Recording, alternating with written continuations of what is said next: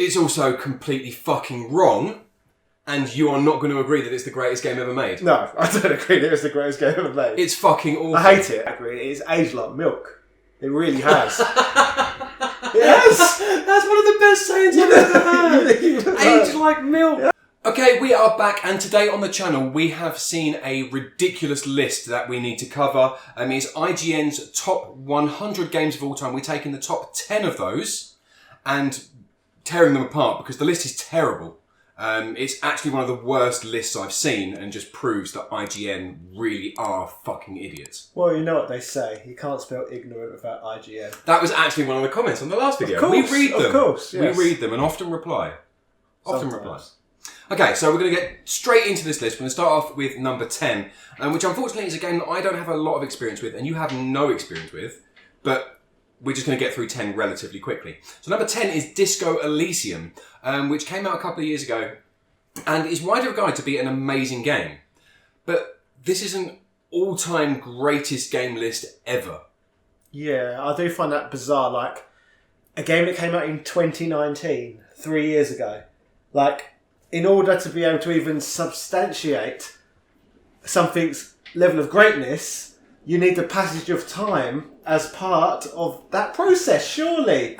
You need to judge something on its legacy as much as anything else. Yeah, legacy is important. But not as important as you'll find out later on. The fact that I didn't even know what it was prior to this video is proof it hasn't got any legacy to it. I'm a fucking top hat gaming man. It's true. So do you know what I mean? It's got no legacy or importance, so it's not one of the top 10 games ever made. That's stupid. Yeah, no. Maybe in a decade from now, but I've not had time to play it yet, and I'm imagining the majority of hard-working men wouldn't have time to play all of these AAA nonsense that gets released every other day either. I mean, I will say that just because you haven't played it, it doesn't mean that it's not great. But that's not what I said. I said it hasn't had time yet to make that big of an impact, to be considered one of the top 10 most impactful, greatest games that's ever been made in all of humanity. Yeah. Like, they're saying basically it's better than Pac-Man. That's a joke. How is it more important than Pac-Man when I've not heard of it? It didn't say more important. Greatest. How can it be greater than Pac-Man? There's no way that it's made a greater impact, because impact is very important when you're making a top 10 of all time something list, than Pac-Man. This Disco Elysium is not in Pac-Man's league. It couldn't probably clean Pac-Man's boots. Pac-Man didn't have boots. That's besides the point. Yeah, he wouldn't clean his mouth. But yeah, I can't judge the game, but I can judge its lack of legacy. Yeah, okay, I think that's fair. I'm going to shoot past number 10 quite quickly, because again, I haven't got a lot of experience with it, and you've got none. Half-Life 2. Half-Life 2. See, Half-Life 2 is a great game, and I'm not going to say that it's not. It's amazing. It's got legacy, which is something that you really found important. Yes. So, legacy is important. I can tell you why I've not played it, though. Go.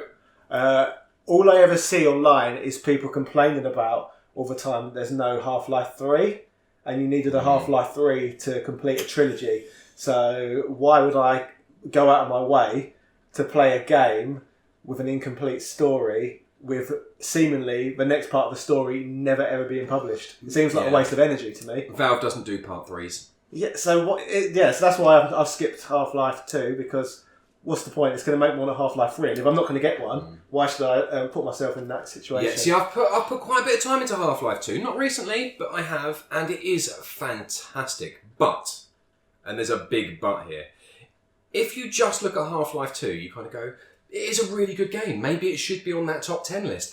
Other than the fact that it probably would only just about make my top 10 first-person shooters of all time. Here's the thing, though. This is just information I've heard. This is second-hand information. Like all those lunatics who say, "Oh, the CDI is terrible because I heard someone else say it was terrible." A bit like that. Go. I've heard a lot of people say that Half-Life 2 has aged quite poorly, like GoldenEye. So although it's one of those games that had a lot of impact and legacy, it's one of those games that isn't fun to go back and play today when you compare it to a modern first-person shooter.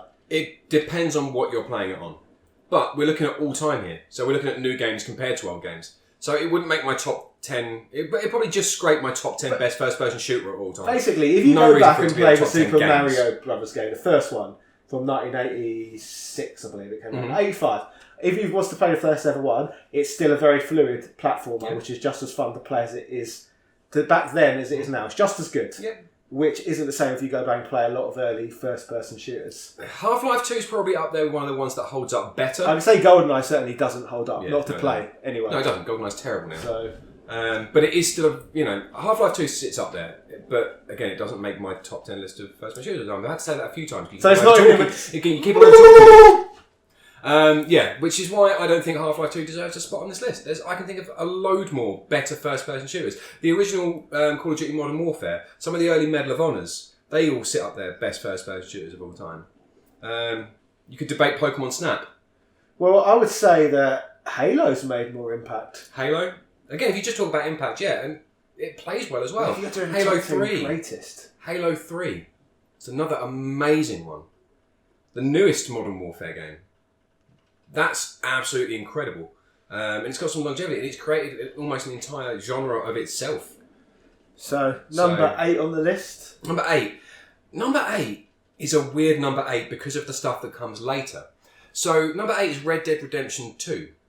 Red Dead Redemption 2 is an amazing game. The attention to detail is absolutely incredible. The longevity of the game, the amount of hours you can put into it and still find new things, is just absolutely unbelievable. It plays almost perfectly. The storyline, the characters are great. The combat system is damn near perfect. Again, isn't this one of those games that's practically brand new?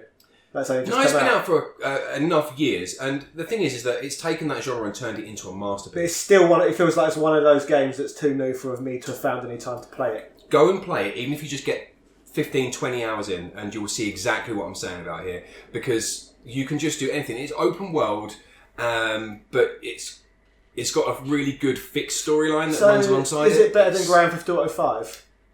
In a lot of ways, yes. But the budget wasn't close to as large. So how did they make a better game with the same company with a lower budget? What's going on there then? Passion. Red Dead Redemption 2 is absolutely amazing, but I will come back to Red Dead Redemption 2 and explain why its position on the list is not where it should be. Okay, interesting. Okay, so number 7. Number 7 is a game that has always caused a massive amount of controversy. Okay, and this is one I've played a lot. I've played this one a lot. Yeah. To completion. And 3 whole streams worth as well. Yes. Yeah. But this is Super Mario 64. Legacy-wise? The legacy is great. But again, to play, just like we were saying about GoldenEye, it's definitely in that category. It is aged like milk. It really has. Yes! That's one of the best sayings I've ever heard. Aged like milk. Yes. No, that's a new one to me. Really? Yeah, it plays awfully. And one of the worst things about this being number 7 on the list is that there's a better version of Super Mario 64 that came out a few years later. Yeah, you just stick fucking Mario Galaxy or Mario Galaxy 2. More direct. On the list. Yeah. 64 DS. Yeah, that's true. What? Yeah, an exact It's a better game than 64. But if we're talking about a game starring 3D Mario, the Galaxy games haven't been topped. No. They're amazing. Yeah. So, you can argue Odyssey would be better than 64 as well, just because of how fluidly it plays. Yeah, I would. It's got its flaws. If we're talking about a game to play, if someone said to me today, do you want to play Mario 64 or Mario 3D World? I'd pick Mario 3D World. Hell, if someone said, do you want to play 3D Land or Mario 64, I'd pick 3D Land because it's aged really poorly. So the fact that they're... Also, we did a Wii U video recently, but New Super Luigi U, I prefer to play that than go back to 64. And that's not even a Mario game. That's a better Mario game that doesn't have Mario in it. That's 2D Mario, so they go... I know, but I'm saying that as a Mario game, I'd prefer to go back and play that. But before we even continue with this list, I just want to point out that I'm very, very confused by it. Because there's certain games that they put on there because, they just seem to like them because they're the flavour of the month. And then there's the next one that's on there, what seems to be on there for purely no other reason other than legacy. So it doesn't look like they're trying particularly hard to come up with a list of solid top 10s, if that makes sense, because they're being put in there for completely... I can't see what sort of top 100 game of all time list this is, or a top 10. How they're basing their choices. Yeah, because they're completely random and nonsensical. Yeah, it's ridiculous. It's all over the place. Yeah, but this is IGN, so this is perfect. It makes good content for us. Perfect. And maybe that's what they're trying to do, is just get outrage clicks. But that's what we're trying to do. Yeah, but trying to make any sense of it is just like, it doesn't make sense. It's absolutely crazy. We have another game on the list. Should we go to the next one? Have you got anything more to say about 64 before we move on? Not really. It's just ridiculous. It made a huge impact. It was very original when it came out. It's aged badly. That's it, really. Yeah. Number 6 on the list is Mass Effect 2. Okay, Mass Effect 2. There are problems here. I've not played it. It's too modern. Mass Effect's a great game. Mass Effect 2 is better than Mass Effect 1. But to be better than Red Dead Redemption 2? No. To be better than Half-Life 2? No. It doesn't... Going back... I prefer to go back and play Half-Life 2 than Mass Effect 2. So how it's higher, I have no idea. Thinking about it, there's a reason I never played Mass Effect 2. Go. I played the first Mass Effect game. I thought it was absolutely typical AAA bollocks. The sort of game I hate. So I never touched this franchise again. Yeah, you're not the biggest shooter fan. I can't even remember what... It was so unmemorable. I can't even remember what genre it was. All I remember, it took place in space. That's all I remember about the game. It was that generic and boring to me. It can feel that way. It felt like your typical AAA crap, what they throw at boring, normie idiots. That's what it felt like to me, that game. I'll take it. Yeah, it's difficult for me to argue with that.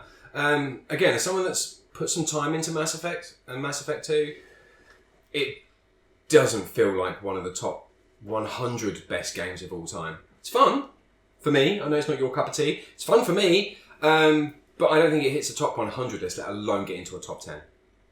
Like, that's upsetting to me. Next, we have a game that I have got problems with. Super Metroid. See, I'm going to take a little bit of a step back and probably just have a moan in between. I'm not a fan of Metroidvania style games. Shoot me, but that is me. So there's no way this would make my top 10. But you've got a lot of experience with these types of games, and you're a massive Castlevania fan. You love the genre, or the subgenre. There's a whole thing. You love Castlevania games. I do love Castlevania games. And that fits the... It's Metroidvania. But I like real Castlevania games, not the ones that play like Metroid. Real Castlevania. Okay. Not that modern mumbo-jumbo stuff that came later. I like the real classic Castlevania games. Okay, so... But you have put a lot of time into Super Metroid, so come on. I've completed... I finished Super Metroid. 5th best game of all time. I wouldn't even put it in my top 100 favourite Super Nintendo games of all time. Didn't you do a top 100 Super Nintendo games of all time? I didn't. I think I put it in there. But, but I'll tell you why I did it. No, I didn't actually. No, I thought I did. Somebody fact check this. I didn't. I did not. I did a top 100 favourite Japanese only Super Nintendo games of all time. That would have been funny. But I did do a top 50 Super Nintendo games, and I think I did put it in there. But again, it's one of those things in there where, just a bit like this, I guess it got put in there for legacy purposes to stop people moaning and go, oh, where's Super Metroid? So maybe now we're starting to understand what they're actually doing here, based on what I did myself in the past. They're trying to appeal to everybody that could possibly ever like a game and put one of them in the top 10, so nobody goes, well, at least it made the top 10. Everyone's just like, well, so my game made the top 10, it's fine. So basically they've done the typical corporate thing where they've tried to please everyone and please no one. Yes, yeah. Especially not us. Yeah. We're very displeased. But with regards to why I would not put Super Metroid in my top 5 at least. I would put it in my top 50 at a push. Maybe. But if I had to take 50 Super Nintendo games to a desert island, I wouldn't take it with me. Not now, anyway. And the reason why is because it's never grabbed me really to such a degree. It's one of those games that I would play and then stop and then go back to again and then try again over and over again. Yeah. And it was only, I think, last year that I had to force myself to finish it. I didn't want to finish it. I forced myself because I wanted to see how good it really was. Because everyone talks about it being one of the greatest games ever, and because I've never finished it, I never managed to get that full opinion. But I finally did. And all I can say from that is it really that good if I had to force myself to play through it? No. I mean, they're not my cup of tea anyway, but... Apart from it being frustrating at a lot of points, there's also mechanics in it what are a little bit... Broken's the wrong word, but difficult to master. I think you even might have done this on stream with me once. Do you remember when I had really bad trouble trying to execute a wall jump? And I passed you the controller every time to do it for me. Yeah. I think it was you who I did that with. Yeah, quite possibly. But at the same time, we know from me watching you stream for hours and hours and hours that sometimes game mechanics just don't click in your head. Like sometimes there's multiple buttons on a controller and you don't just have to use 2 or 3 of them. Sometimes you have to use 4 or 5. That's weird though. You don't expect that from a game, do you? No, it's weird having to have more than like 2 buttons to use. I agree. Yeah. Completely agree with that. So yeah, the fact that Metroid uses too many buttons is the reason that Rich doesn't like it. I can do the wall jump now, but not until last year. It took me about 30 years, but I got there in the end. So ridiculous. We're going to move on to number 4. This one is... I've got a tagline for this one prepared. So we have The Legend of Zelda: A Link to the Past. Interesting. It's not one of the top 5 Zelda games ever made. So how the hell can it be on a top 5 best games ever list? If you had taken me back to 1997, I might have said that was my favourite game ever. I might have said, I very well might have said that's the best game of all time. But what came after it was better. Like Ocarina of Time literally took the Link to the Past formula and did it in a 3D environment. It's amazing. Better. As simple as that. Just a little caveat. There is a Zelda game in the top 3. I want you to guess what it is. So a lot of people here are going to have a lot of experience with a lot of Zelda games. And in the comment section right now, if you're still watching this video, just write it down. See how wrong you were. But yeah, with regards to Link to the Past, it's one of those games where it's got a hell of a lot of legacy behind it.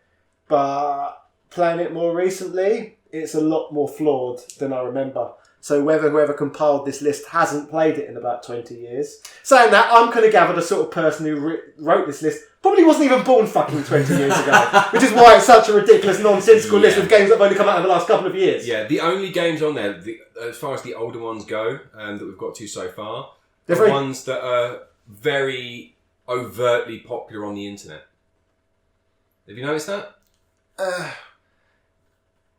The older ones, they're like, very Nintendo specific for some reason. They're all the older games they're Nintendo games, aren't they? Yeah, but they're ones that people still talk about now, for nostalgia reasons more than anything. Yeah. So yeah, I can understand why somebody probably hasn't played most of these games and would compile this list. But yeah, I love Link to the Past. It's a great game, but top 5 Zeldas of all time. Probably maybe number 5. The problem with Link to the Past, there's parts of it when you get to about 3/4 of the way through, it gets irritatingly difficult at points with regards to fighting enemies. You end up like dying all the time and all stuff like that. And to me, Zelda's not the sort of game where you should be particularly worried about beating enemies and stuff. It's about dungeon exploration, the puzzles, exactly. And it takes a turn as you get further into Link to the Past where there's not enough emphasis on puzzles as you're too busy fighting enemies. And I don't think that's good Zelda design.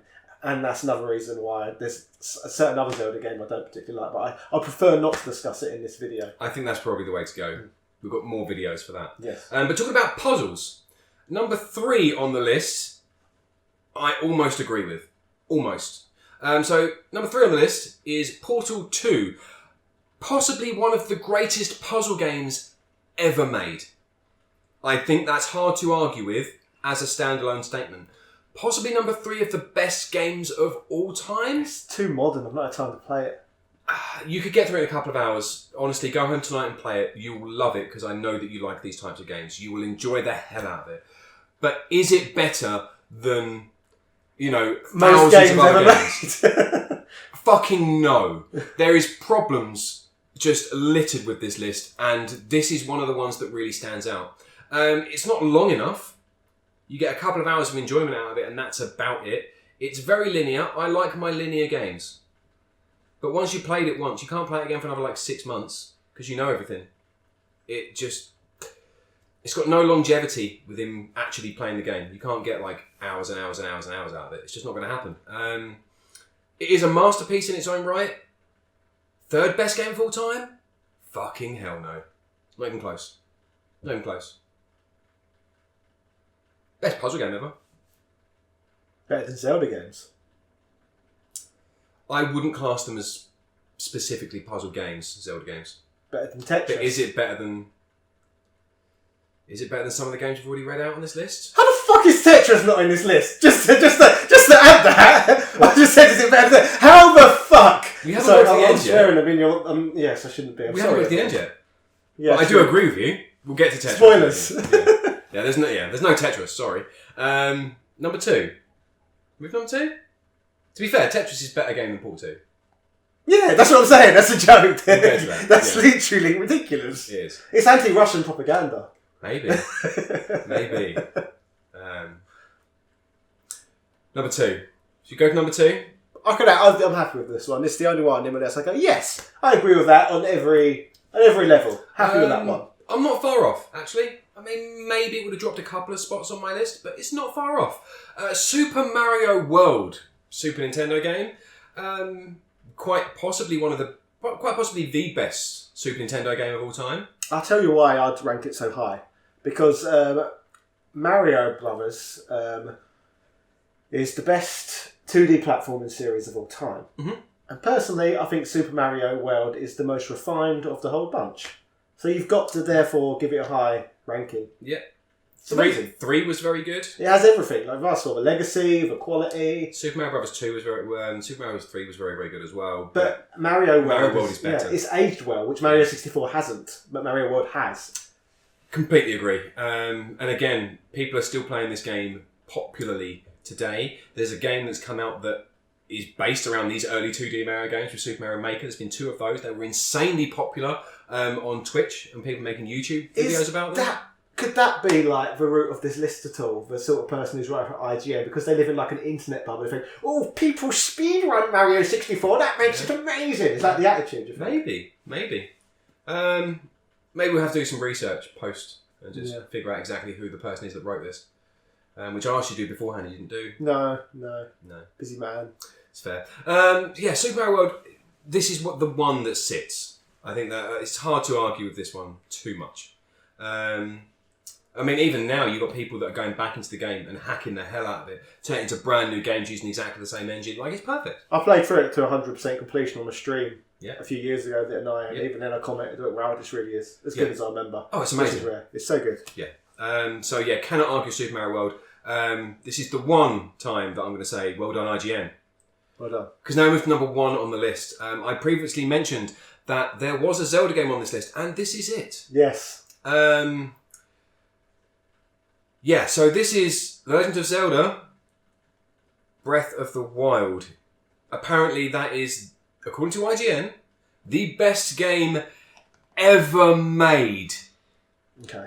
We'll start off with at least what I'm happy about. We start off with something nice, what I'm happy that is.